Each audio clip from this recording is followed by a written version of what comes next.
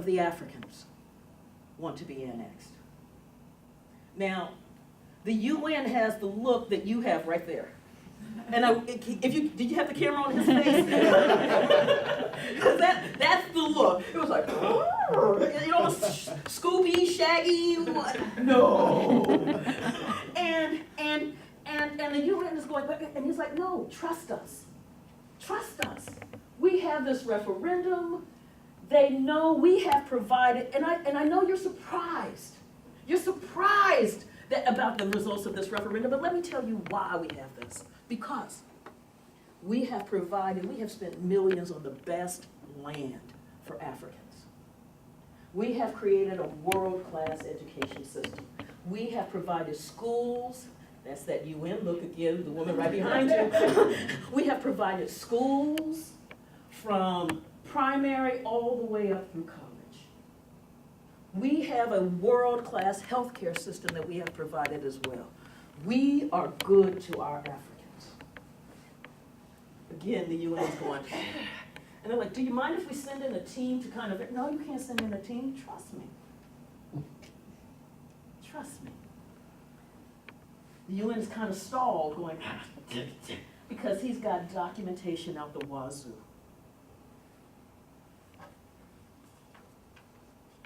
Now we're going to talk about the Jedi. Because that was the empire. With the Jedi, Frederick Maheru, who was the paramount chief of the Guerreros, and he was exiled in Bechuanaland. He heard about this annexation scheme, but he couldn't get over into Southwest Africa to prove it, to figure out exactly what this referendum looked like. He wasn't quite sure what to do, but then he heard about this man, this Anglican priest, this man who stood up before the South African regime, and as the South African regime said, refused to act like a European. The Reverend Michael Scott moved into a shanty town, Tobruk, on the outskirts of Johannesburg, where no European was supposed to live. He moved there.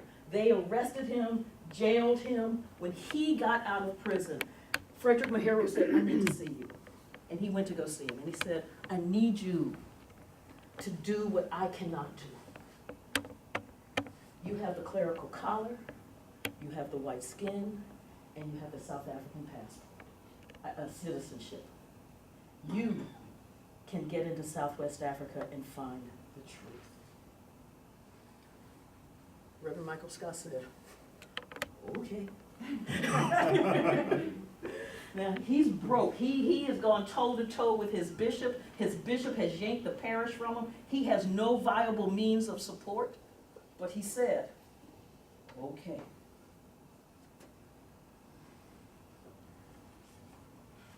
Scott went to Southwest Africa.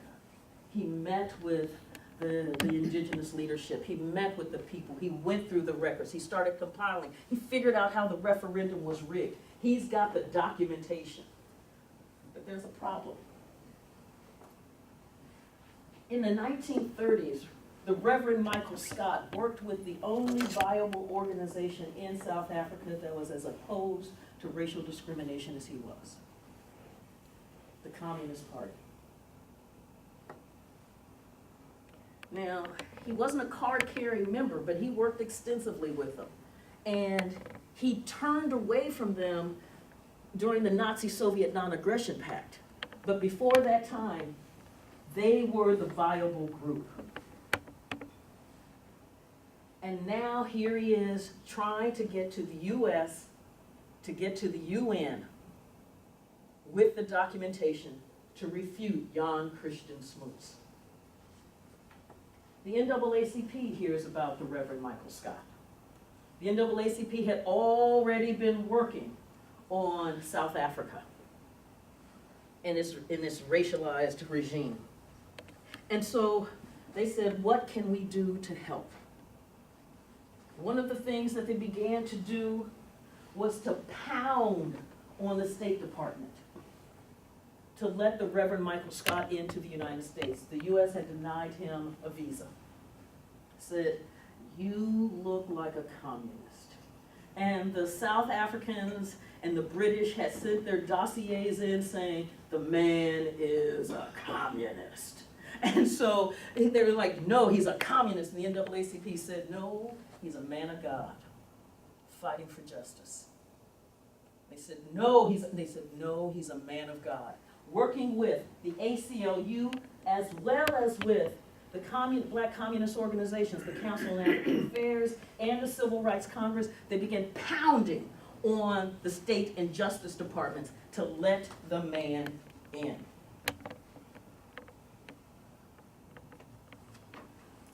And the State Department is holding fast. And my mother used to say, and I guess this is apropos given this week, my mother used to say, in the words of Martin Luther King, there's always another way. And this another way was, there was a headquarters agreement. And in this headquarters agreement, it said anybody who had an official connection to one of the delegations or one of the organizations would automatically be let into the U.S. The NAACP sat on the board of directors of the India League. The India League had a direct connection into the Indian delegation. Sir Maharaj Singh appointed the Reverend Michael Scott as his official personal representative. As his official personal representative, the U.S. had to award him a visa to let him into the United States with this documentation. And in the words of Martin Luther King. But the State Department said, he might get in, but it's a restricted visa. He can only stay within a few blocks of the UN in Midtown. He can't preach. He can't go outside that area. He can't write articles. He can't give interviews. Doing everything they can to try to silence him. But he said, that's all right, because I'm in the U.S., I got the documentation, boom. He takes that documentation into the UN. The UN looks at it, it becomes an official UN document. And with those official UN documents, C.4/95, C.4/96, and it's really scary that I remember that.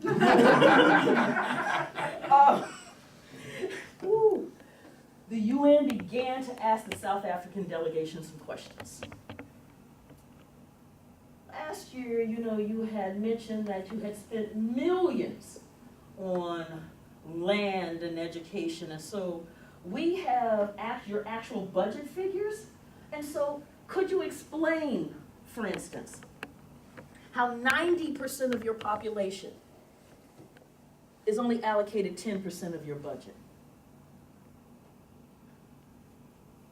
The sound you hear is South Africa just getting caught in a lie. It was that kind of, I said, okay, you're having trouble answering that one. Let me try this one. Could you explain how 90% of your people are on 42% of the land, the least arable land? Okay, you're having trouble with that one too. Well, let me try this one. The UN, in fact, asked about 50 questions based on the Reverend Michael Scott's documentation.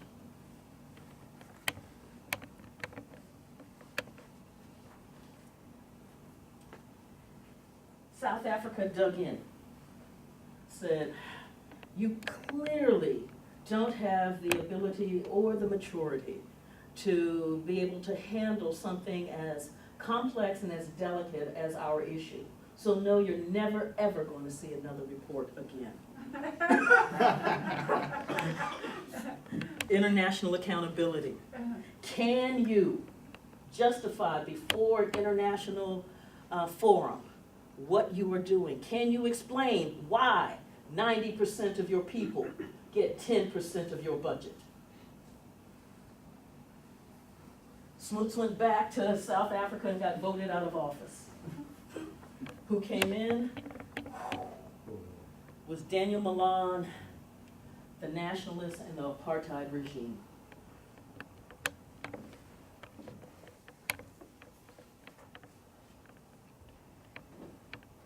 NAACP said, oh my gosh. And the thing was to try to get the Reverend Michael Scott back to the UN because that regime had decided it was going to annex Southwest Africa.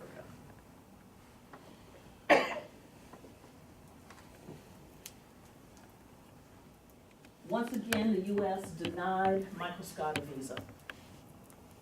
And the British and the Americans had gone to the Indian delegation this time and said, that last little thing you did by appointing him as an official representative, that was nice. Don't do that again. Let me explain. This is a precedent you don't want to set. Think about it. Say a disaffected Indian gets placed on the Pakistani regime, the Pakistanis delegation. How would you feel then? You wrote the book on India and Pakistan. And India went, oh, yeah, we're not going to do that. But in the words of Martin Luther King, there's always another way. NAACP looked up and said, NAACP also sat on the board of directors of the International League for the Rights of Man. The International League for the Rights of Man had consultative status B status with the UN. They were an official organization recognized by the UN. So any of their designees were automatically admitted. The International League for the Rights of Man tapped the Reverend Michael Scott as its delegate.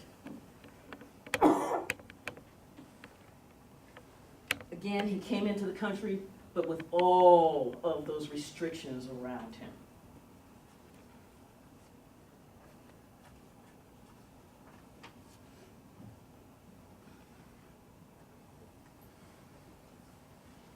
The NAACP said, okay, it's time to call out the big dogs. It's time to get the big guns on this. It's time to change the conversation. We need to get to Eleanor Roosevelt. And so the Reverend Michael Scott called Eleanor Roosevelt from the NAACP's office. Now the NAACP, and anybody who has tried to I don't know, run a department, the NAACP provided office space, secretarial support, paper, phones, whatever he needed in order to do this work to fight for the liberation of Southwest Africa. And so he called, Reverend Michael Scott called Eleanor Roosevelt's office from the NAACP.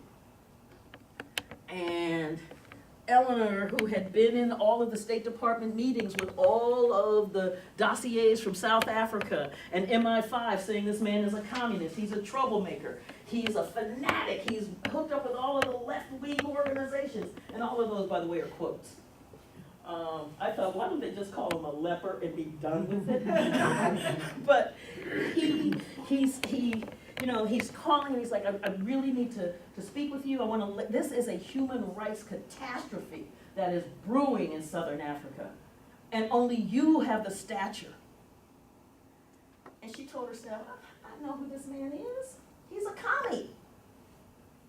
He's been besieging and bothering everyone at the UN.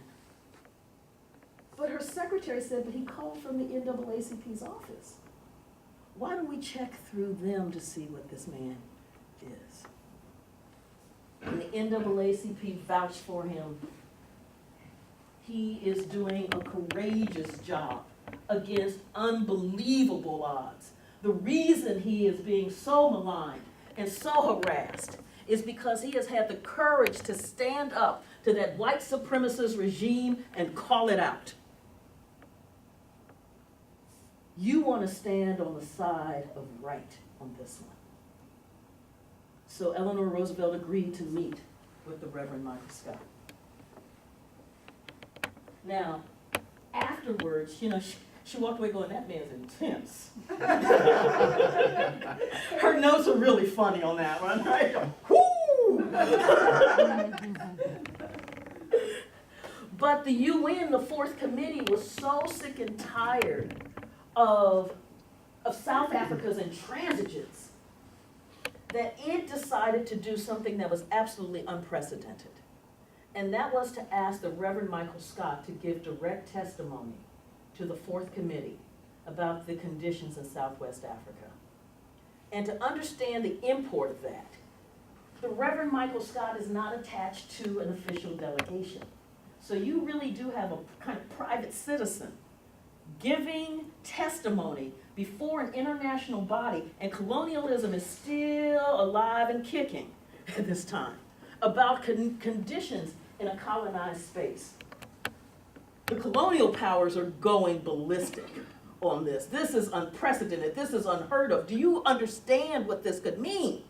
Before you know it, you'll have all of these petitioners coming into the UN talking about what we're doing in Cyprus, what we're doing in Honduras, what we're doing in Belize, what we're doing. And the UN said, Reverend Michael Scott, we'd love to hear your testimony. It was powerful. He systematically laid out the criminalization of blackness. He laid out the ways that the laws worked in order to create this landless, cheap, exploitable labor pool that could be dragooned into working into the mines. Thousands upon thousands of black bodies exploited and then just thrown away for the next wave to come in. By the time that he was done, the UN, the Haitian representative was it chokes us. Do you think you will not be punished?